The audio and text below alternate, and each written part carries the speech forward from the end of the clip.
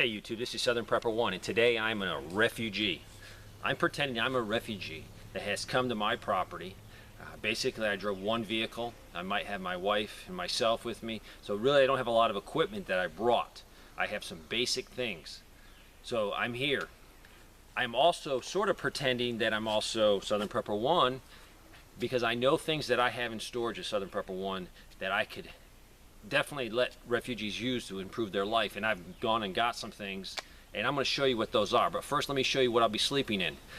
I am pretending I came here with just a tarp. Anybody can have a tarp, and Southern Prepper 1 was nice as a refugee to let me have about 13 or 14 of these Durawall. I've showed you those are the same thing as the LPOP.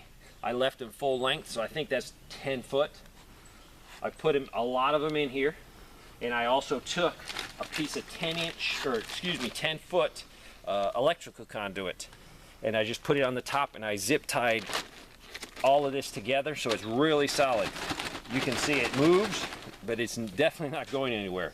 I also, Southern Prepper 1 was nice to give me as a refugee. He gave me 4 pallets. This is the smaller of the pallets, but the 3 bigger ones are in here. These are heavy duty. They make an awesome floor. So I put my pallets down, I put my Durawall in, I zip tied, and I basically went to the dollar store and bought 2 packs of zip ties, $1 a piece, and it gave me plenty. I could set the shelter up so many times. I zip tied the metal to each Durawall all the way down so it's very strong, and then I threw some up around on the tarp. So the tarp is not going anywhere. This is the I believe 9 by, I think 14. No, excuse me, it's 9 by 12 tarp. You can use a blue one, but I had to have a camouflage tarp just because it's a lot cooler than those blue ones. If you can look in the back, you can see that I had a couple extra feet. So I could have definitely added a few more of these and extended that a couple more feet. So I think I might do that. So let me take you in here and show you. If it rains a lot, I'm still going to be way off the ground. It makes a great surface. As you can see, my small jungle bag is out, so I still have a lot of room for storage, and you could put 2 people in here. A man and a woman could definitely sleep in here. If I extended it another 2 feet and used the rest of that tarp, I could definitely get more room for storage. So I basically just have a jungle bag. I got a roll-up pad, and I could be very comfortable in here. I can sit, I got plenty of headroom.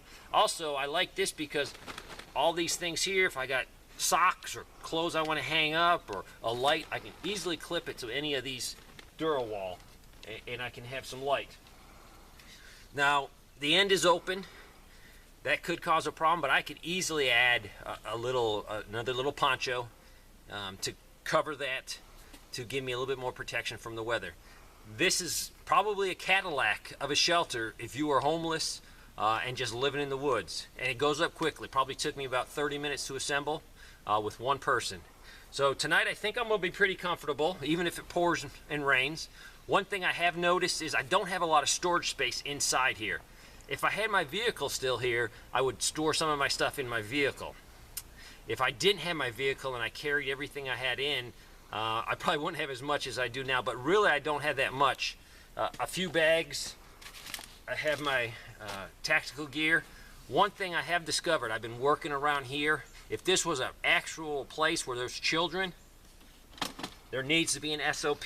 That weapon needs to be on safe, no magazine in. It doesn't take long to throw a mag in and charge your weapon, just a few split seconds to do that. And I have lost positive control over this weapon this afternoon because I'd be doing some work, setting something up. Yeah, I could have had it slung all the time, but it's a pain. So I think an SOP for your group, if you have a refugee camp or even a lot of children at your place, that is probably what you need. Now, if you want to go one step further, at least just put the mag in loaded, but don't charge the weapon. You're going to have a lot of accidents. In the military, when we were on FOBs or any type of base, a lot of times, no live rounds in the chamber. That was the rules of that post or base. So I think it's worth thinking about because you do not want an accidental discharge. You do not want someone to get killed just because a child touched a weapon. So I think I'm gonna be pretty comfortable tonight, and I will tell you tomorrow actually in another video. Let's look at the rest of the stuff I've done. Now, speaking of Southern Prepper 1, definitely gonna set that 10 by 20 up here. This living quarters should not be located right here. It should be in the woods, because if I have to go to sleep early because I don't have guard duty or I'm tired, and people around the campfire, you know what happens. It's noisy, things are happening, I'm in the way. So this living should be in the woods. Give people privacy. It gives you family privacy, because I don't want to be sleeping there and have 10 other people here. So this area is going to be reserved for a common area and for cooking. Some other things I took from it. I don't like these corners on here. I'm going to go ahead and nub those corners off. I hit my shin, or my upper shin right here when I was coming through. It hurt. So I'm going to nub those corners off just for safety. If I've done it just being here for a few hours, I know people are going to do it constantly. Let's look over here at where did some meal preparing. Water would have been a problem. If the refugees had to go down to the creek or to the spring and get water, bring it up, boil it, or treat it with use some type of filter, that's a pain. Definitely going to run a permanent 1-inch line PVC over here from my well. I definitely have the ability to pump water with the simple pump, with the solar. So water for me to supply to refugees is not a problem, as long as they don't abuse it and conserve it. But for now, this was Southern Preppers 1's plan for using hot water. Put hot water in here and you could have it all day long. I went and got it, and this is so much more helpful.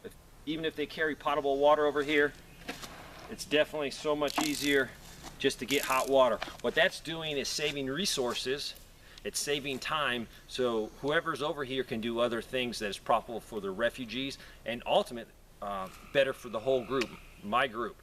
I talk about a refugee group. I don't want to make it such a split that people as a refugee come in and they think they're not part of a team, because they are part of a team, but they're definitely in a different category. If you don't prepare properly, you don't have a place to go in a crisis, and you show up at somebody else's house, don't think that you're right up there with them. You're not. You probably won't have a voting right. You're going to do what whoever's in charge of the property. This is my property. If you come here, I'm totally in charge. Now, I've led men in combat.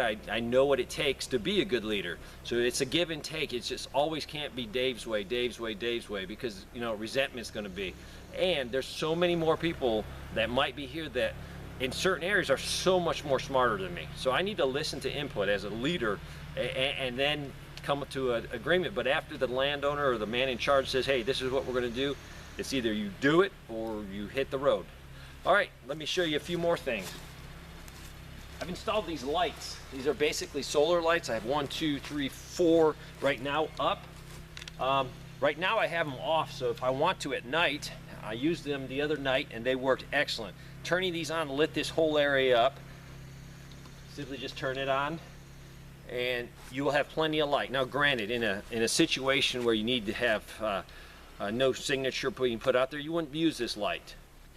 But because this is a little draw, I will probably use these lights, because other people are going to have lights on too in this area. People have generators, people have solar. But these lights, big morale boost. When you turn these on in the middle of the night, you can do things. People can cook, people can sit around the campfire and do tasks. So tonight, I'm a refugee.